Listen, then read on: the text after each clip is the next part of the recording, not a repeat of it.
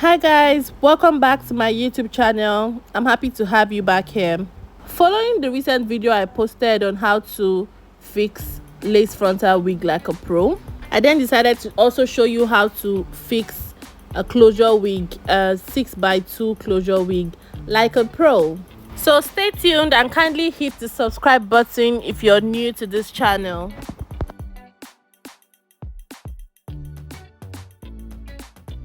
Like I always say, the first thing I do is to fit my wig cap on the canvas head.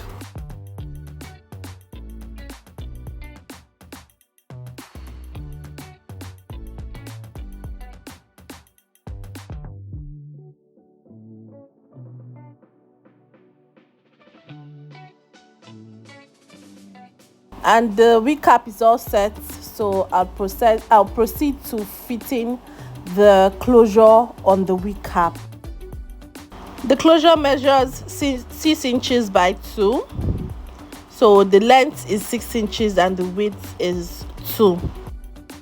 Next thing is I'm going to ensure the closure is fitted in between the middle lines of the wig cap.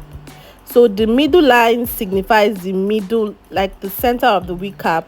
So I have to ensure that the closure is in between, not too on any side, not to the left, not to the right, because I'm doing a center pattern, so it needs to be on the center.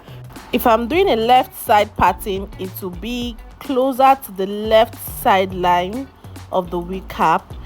If I'm doing a right side pattern, it will be closer to the right side line of the wig cap. But I'm doing a center pattern, so it has to be in between the lines. I hope you understand. I'll then proceed to using safety pins to pin down the wig cap, to pin down the closure on the wig cap. This is to properly set the closure before you start sewing, and also to avoid movements during the sewing process and to prevent track disrupts. Don't forget to use a hair clip to clip down the hair on the closure to allow you neatly fix the closure. If you watched my previous video, you see how I was struggling with the frontal to remove the hairs from getting in between because I didn't use a hair clip. But right here I'm using a hair clip, so I don't have hairs interrupting me while I'm sewing.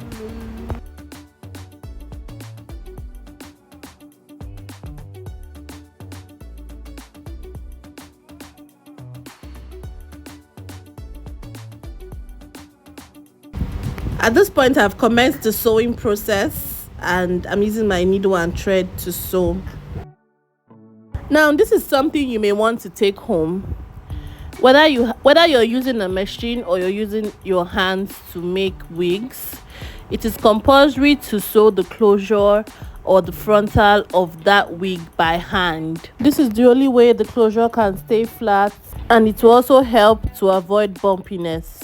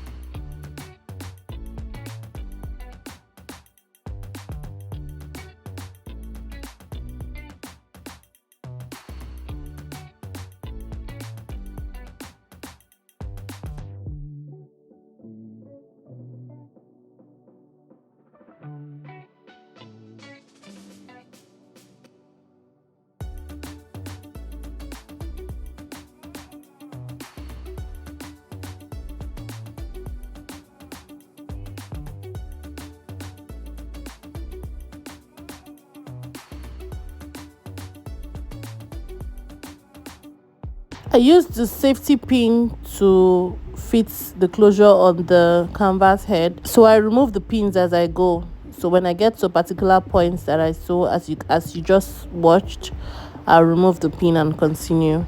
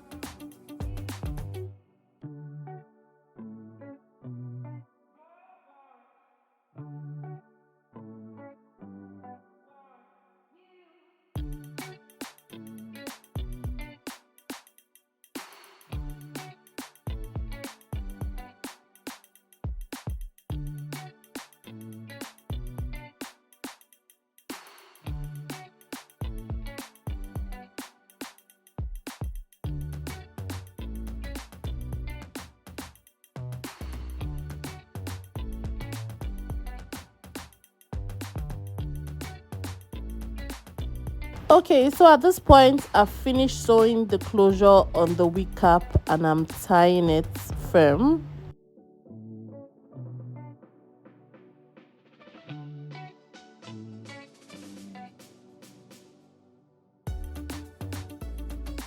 Take a good look at the already fixed closure and notice the wig cap. The closure is sitting down right in the middle. No part is deeper than the other. It's just sitting perfectly in between the center lines of the wig cap.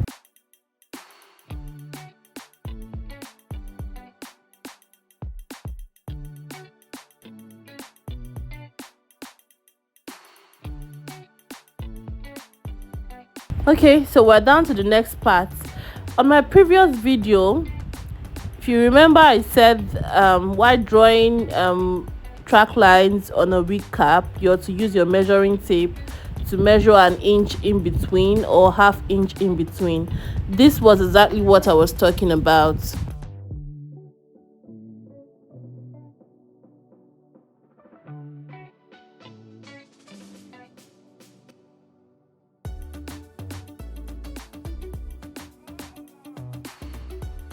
This is me pinning my measuring tape to the wig cap so I can perfectly draw the track line.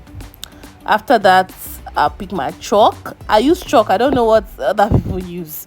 Some other people, I don't know, but it's still chalk though, but I don't know, in a more defined way, not like the local chalk. But yeah, I use the local chalk to draw my track line. So on the first line is an inch apart from the beginning of, is an inch apart from the bottom of the wig, and then I follow by half inch. I told you in drawing track lines by inches, you have to calculate the bundles you are wigging. So if you're wigging a 200-gram 2-bundle wig, you can do half inches. If you're wigging one, you can do 1 inches apart. If you're wigging 3, then maybe you can just do 2 inches apart or 2.5 inches apart, so that the whole bundles can enter, so you don't have hairs remaining and then there are no places to fix it, or there are places to fix it but you don't want it to be improportional.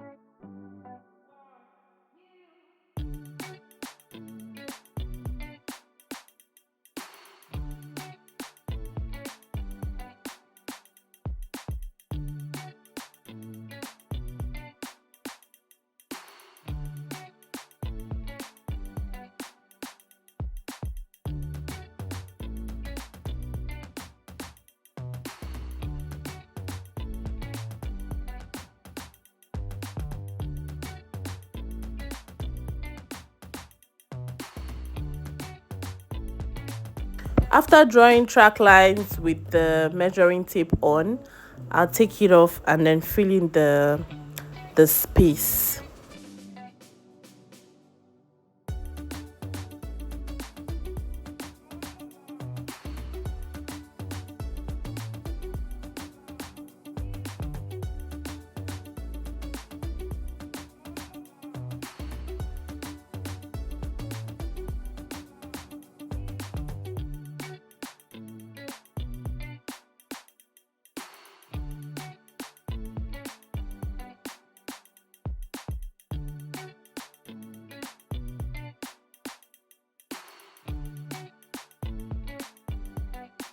And then I'll take out the wig cap. Okay, hold on, let me take a minute to show you the track lines I drew.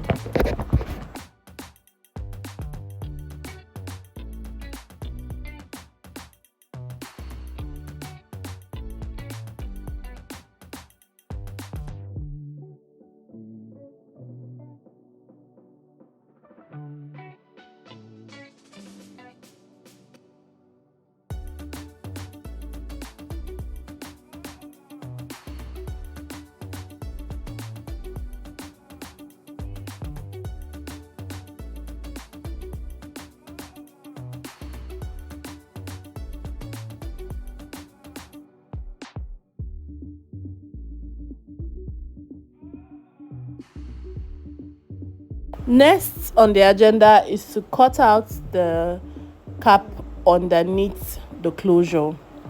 So this is to ease sewing. I'm going to sew this wig with my sewing machine, my butterfly sewing machine. So for me to get a perfect result and no bumpiness after sewing this wig, I need to cut out the excess or the cap underneath the closure.